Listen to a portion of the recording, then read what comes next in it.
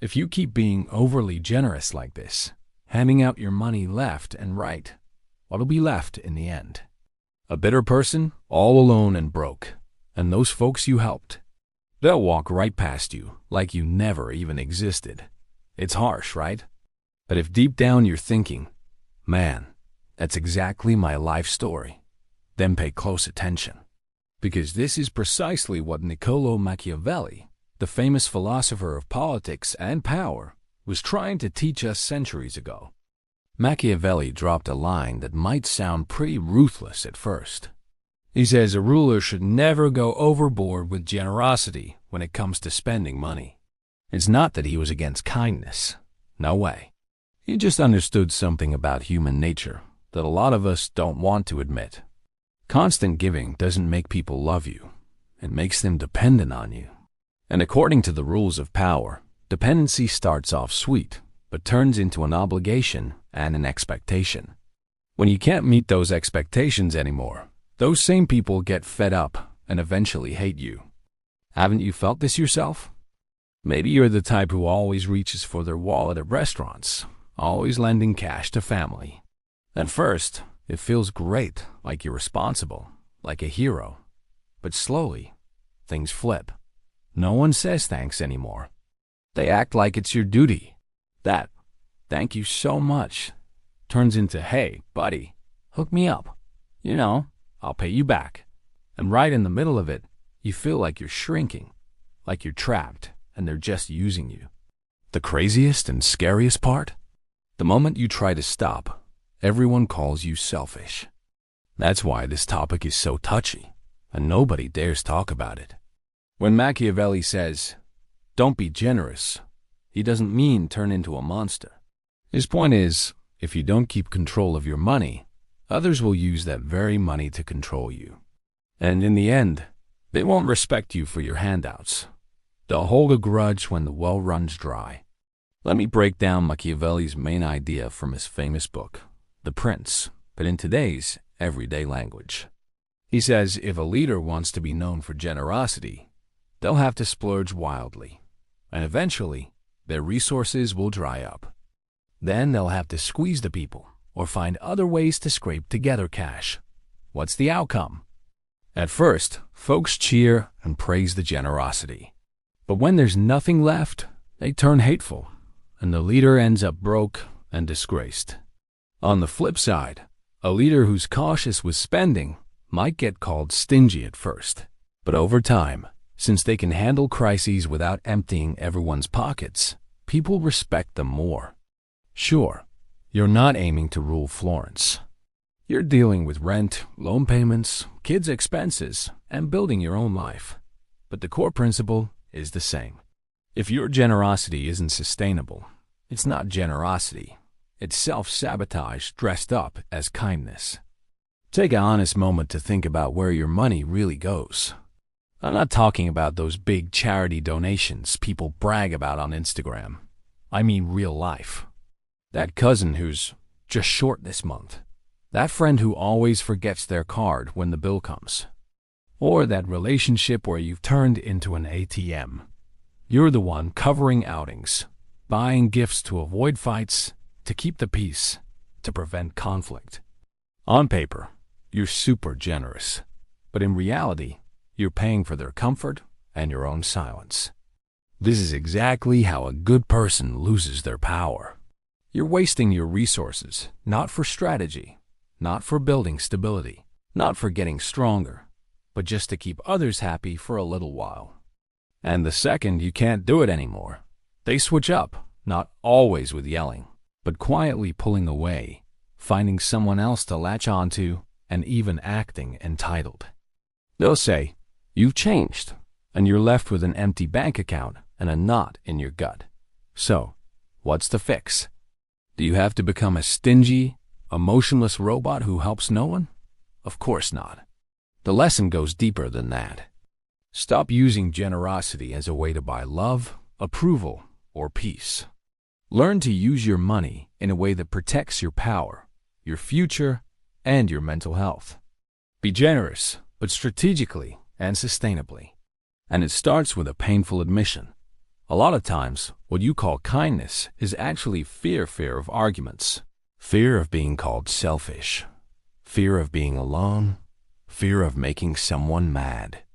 You say yes with your wallet because you're scared of what happens if you say no with your mouth. And that's exactly how control of your life slips into others' hands. Let's paint a simple mental picture.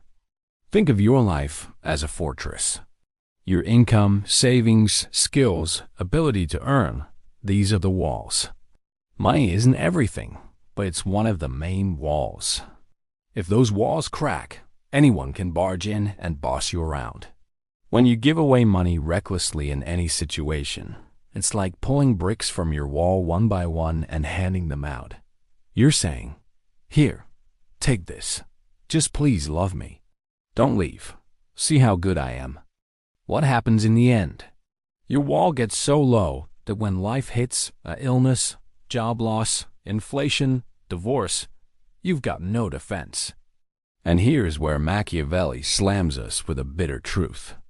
People respect strength more than softness. They might like your softness and enjoy it, but they feel safer leaning on someone strong. They rely on the person who's got their own life together first. So, how do we apply this in real life without turning bitter? Let's set some real rules. Rule 1. Never give away money that hurts you to lose. It sounds obvious, but see how easily you ignore it. If helping someone means you fall behind on rent, can't build an emergency fund, or invest in your future, it's not noble. It's weakening yourself so someone else feels better right now.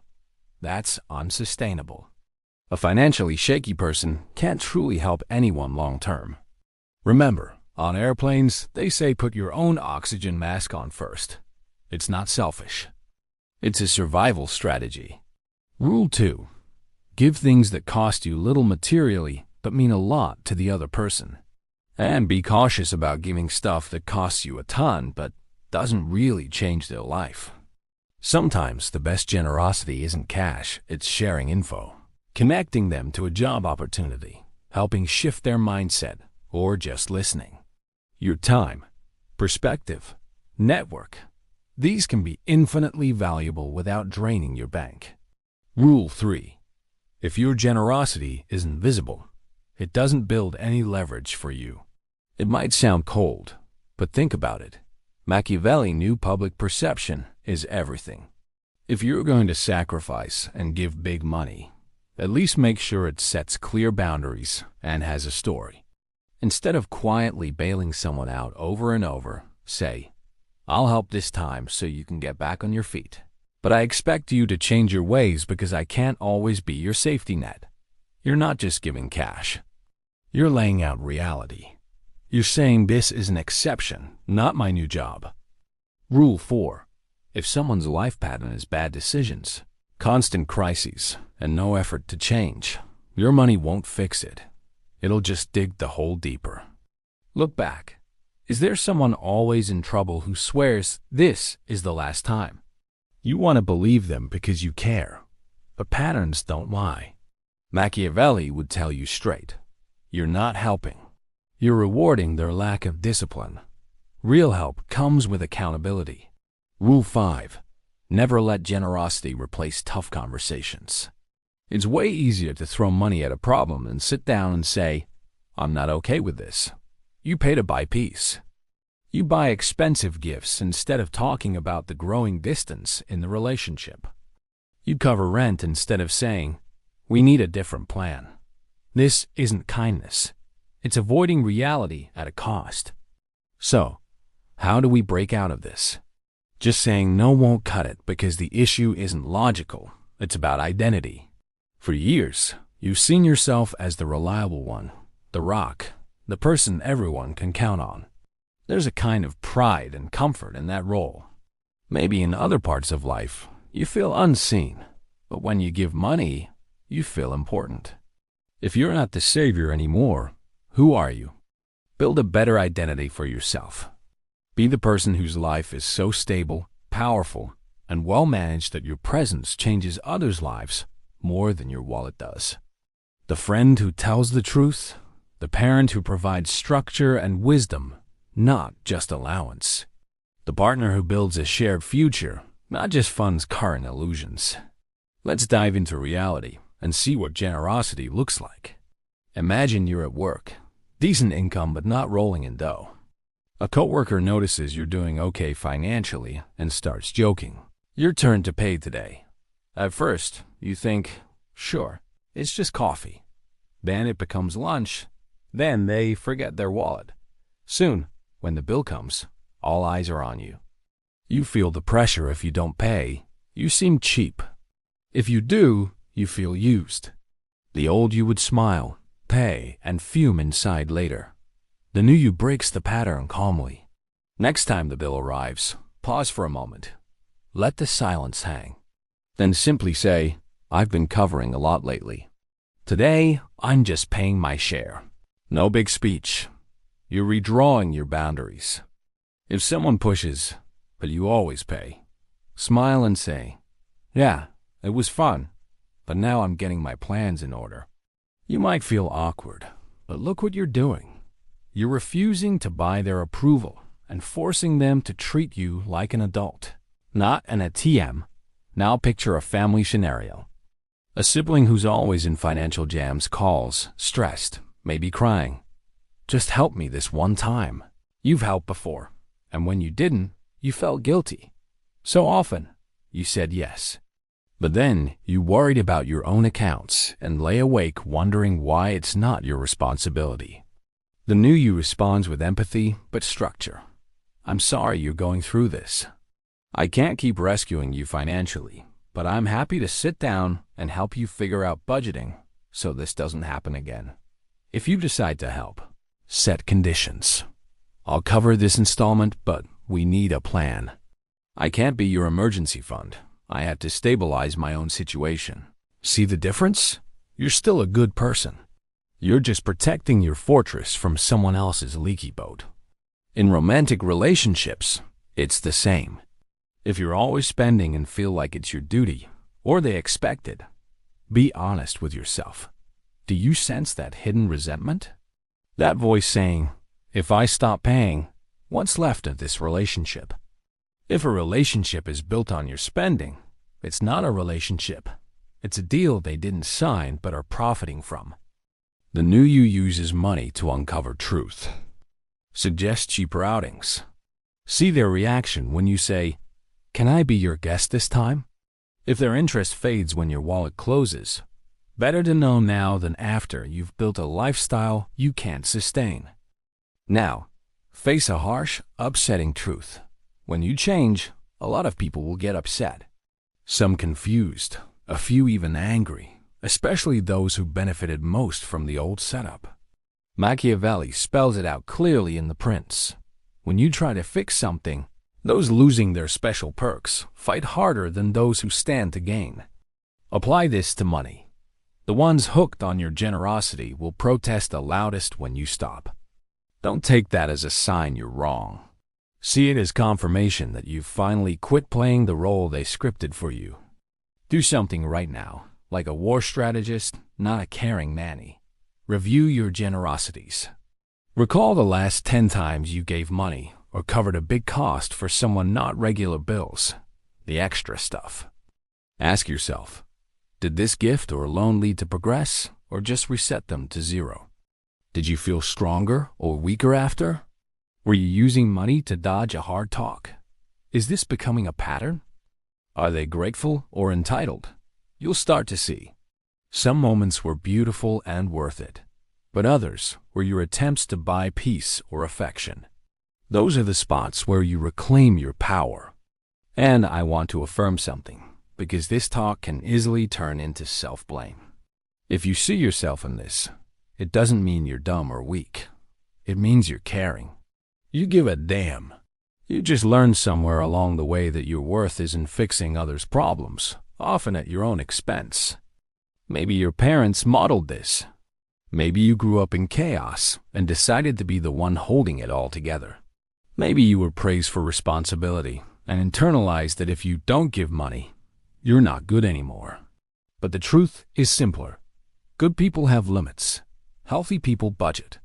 Strong people know how to say no. And if someone uses your kindness against you, they never respected you to begin with.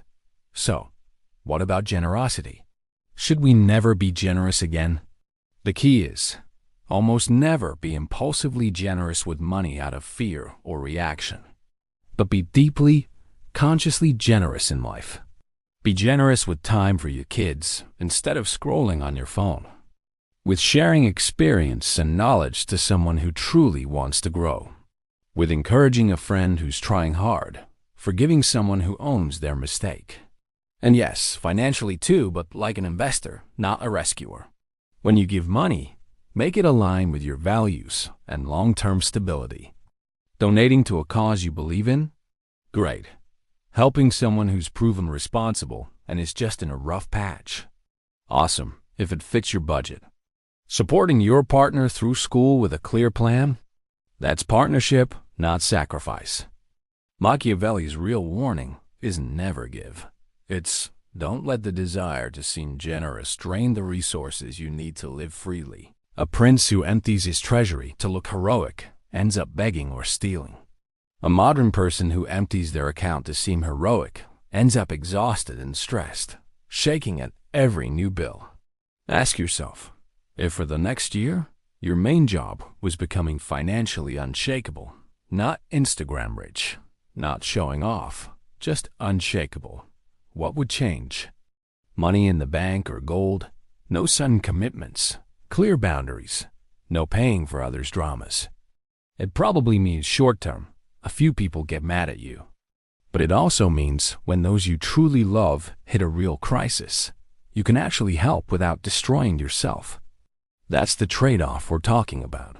Short-term approval versus long-term strength. Always picking up cafe or lunch tabs versus real financial security. Keeping others happy versus building a life without constant stress. If you're thinking, this all makes sense, but I'm scared to start, that's normal. Start small. Next time someone hints you should pay, pause just 2 seconds longer than usual. Let that little silence happen. See what they do. Next time someone asks for money out of the blue, say, I can't right now, but I hope you find a way. The first clean no might make you tremble inside. That's okay. You're rewiring your brain, which has been conditioned for years to please others. Over time, something cool happens. Those who only wanted you for money fade away. Let them go. Those who want you for you will adjust. They might tease or test your boundaries a bit, but they'll stay, and you'll start feeling powerful again. You check your bank and feel less anxiety. You make your life decisions, not based on who might borrow next month. And when you choose to be generous with money, it feels truly good because it's by choice, not obligation. You pick your moments, covering dinner for your parents because you want to make them happy. Giving a meaningful gift to someone who needs it and has shown they value it. Investing in your own future. This is real generosity. Calm, calculated, and empowering. It doesn't tear down your fortress. It's built from your surplus. So when you hear never be generous, translate it like this. Never let generosity be the reason you weaken yourself. Never let money given out of fear steal the future you're building. Never let your need to be seen as the good guy trample your responsibility to be strong. You deserve a life where your kindness doesn't become a weapon against you. You deserve respect not for how much you can give away, but for how well you've built and protected what you have. That's what Machiavelli was really warning about. Not that generosity is bad, but uncontrolled generosity is a trap. So next time your hand automatically goes for your wallet, just pause and ask, am I doing this from strength or from fear? If the answer's fear, you know what to do. If you've watched this far and feel like I'm describing your exact life, the pain of being left alone after doing good, give this video a like. Let's see how many of us have walked this wrong path. And if you don't want to fall into those old traps again, hit subscribe. Here, We learn how to build our own empires instead of paying off others. At the end of the video, I've got 2 more videos for you that could totally shift your life's direction. Until next time, take care.